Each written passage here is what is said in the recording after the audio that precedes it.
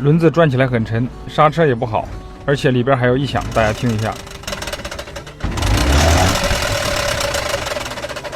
打开检查看是里边什么问题，初步判断里边估计可能是刹车片或者是轴承的问题。我们现在拆掉轮子，看是什么问题。这个轮子拿掉以后，我们就看到这个刹车皮已经从这个刹车片上已经脱落下来了。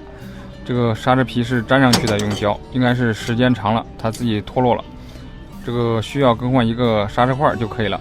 把这个里边清理一下，拿一个新的刹车片给它装上去，应该这个问题就解决了。里边异响和刹车刹不住，应该都是这个刹车块的问题。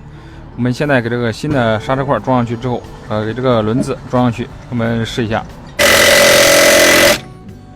螺丝打紧以后，我们现在给这个装饰盖给它盖上去，我们转一下这个轮子，看一下，这个轮子现在比原来轻了不少。我们试一下，听一下这个声音也是没有问题的。我们现在试一下这个刹车效果。